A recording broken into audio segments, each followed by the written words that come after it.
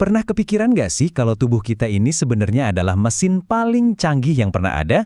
Yuk, kita bongkar bareng-bareng gimana caranya olahraga itu bisa secara ajaib mengubah tubuh kita dari dalam, bikin jadi lebih kuat dan efisien. Coba deh inget-inget lagi, pas pertama kali sepedaan setelah sekian lama vakum, rasanya gimana? Baru beberapa kilometer aja udah kayak lari maraton kan? Napas ngos-ngosan, jantung kayak mau copot, kaki rasanya lemes banget. Kenapa sih bisa begitu? Dan di sisi lain, kok bisa ada orang yang kuat gowes ratusan kilometer dalam sehari? Nah, jawabannya itu ada di kemampuan adaptasi tubuh kita yang luar biasa. Oke, ini dia nih bedanya yang paling fundamental. Kalau mesin biasa, mobil atau motor misalnya, makin sering dipakai ya makin aus. Tapi tubuh kita ini adalah mesin hidup. Makin sering kita pakai buat olahraga, bukannya rusak malah jadi makin kuat, dia bisa memperbaiki dirinya sendiri bahkan nge-upgrade kemampuannya. Hasilnya, performanya terus naik, bukan malah turun. Keren kan? Oke, kita mulai dari ruang mesinnya dulu ya, yaitu jantung dan paru-paru. Ini adalah upgrade pertama yang bakal paling kerasa. Jadi, pas kita mulai rutin latihan, jantung kita itu nggak cuma berdetak lebih cepat, tapi juga jadi lebih bertenaga. Bayangin aja mesin yang di-tune up. Setiap detiknya, setiap gebukannya itu bisa mompa darah yang kaya oksigen jauh lebih banyak ke seluruh tubuh. Nah, inilah yang namanya peningkatan volume sekuncup. Selanjutnya ada yang namanya VO2 max. Biar gampang, anggap aja ini rating seberapa irit dan efisien tubuh kita pakai oksigen buat diubah jadi tenaga. Makin tinggi angka VO2 max, ya makin jago tubuh kita ngolah bahan bakar. Dan tebak apa? Olahraga teratur bisa naikin angka ini secara drastis. Jadi intinya apa? Semua upgrade di mesin kita ini, jantung makin kuat, pemakaian oksigen makin efisien, ujung-ujungnya cuma satu, performa kita meroket. Kita jadi nggak gampang capek, nggak gampang ngos-ngosan, kita jadi pesepeda yang lebih cepat dan pastinya lebih efisien. Oke, dari mesin utama, sekarang kita pindah ke bagian pabriknya, yaitu otot-otot kita. Setelah jantung dan paru-paru di-upgrade, sekarang giliran pabrik-pabrik tenaga di dalam otot yang dapat giliran. Jadi gini, di dalam tiap sel otot kita itu ada ribuan pabrik energi super mini, namanya mitokondria. Merekalah ini yang kerja keras siang malam ngubah bahan bakar, kayak lemak dan karbohidrat, jadi tenaga yang kita pakai buat ngayuh sepeda.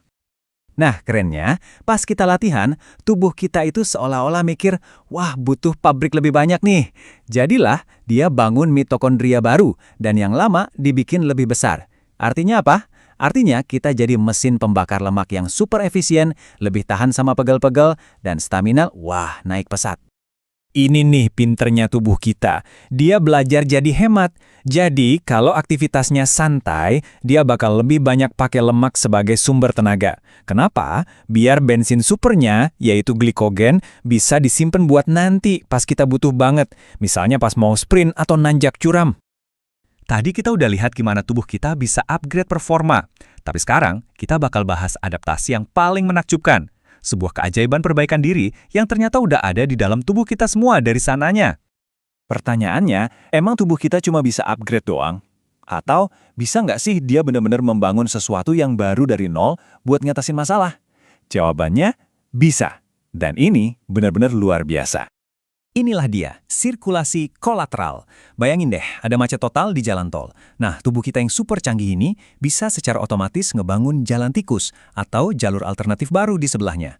Tujuannya, biar aliran darah yang penting itu tetap lancar jaya sampai ke tujuan. Prosesnya kira-kira begini. Pas ada satu arteri yang mulai menyempit, sensor di tubuh kita langsung ngeh. Waduh, ada area yang kurang oksigen nih. Terus, dia langsung ngeluarin sinyal kimia. Anggap aja kayak mandor yang manggil tim konstruksi. Nah, tim ini langsung kerja, nyuruh pembuluh-pembuluh darah kecil di sekitar situ buat tumbuh, bikin cabang-cabang baru, dan akhirnya ngebentuk jaringan jalan baru yang langkahin si sumbatan tadi. Tapi, ada syaratnya ya, ini penting banget. Proses ajaib ini nggak instan, dia butuh waktu. Dia paling efektif kalau penyempitannya itu terjadi pelan-pelan, bertahap.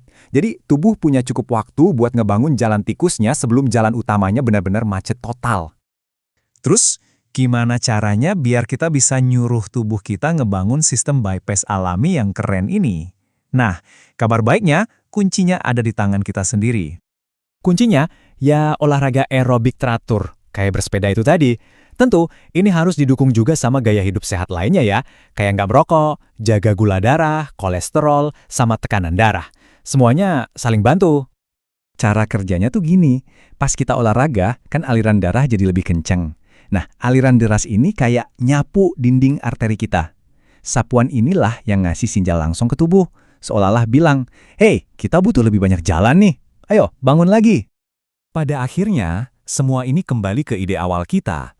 Tubuh kita ini benar-benar sebuah mesin hidup yang ajaib. Nggak ada deh mesin buatan manusia manapun yang bisa nyaingin kemampuannya buat beradaptasi, upgrade diri, apalagi sampai memperbaiki dirinya sendiri. Jadi, setelah tahu semua kemampuan super keren ini, pertanyaannya sekarang bukan lagi apa yang bisa tubuh kita lakukan, tapi apa yang akan kamu lakukan? Peningkatan mana yang mau kamu mulai? Jalan pintas mana yang mau kamu bangun? Pilihannya ada di tanganmu.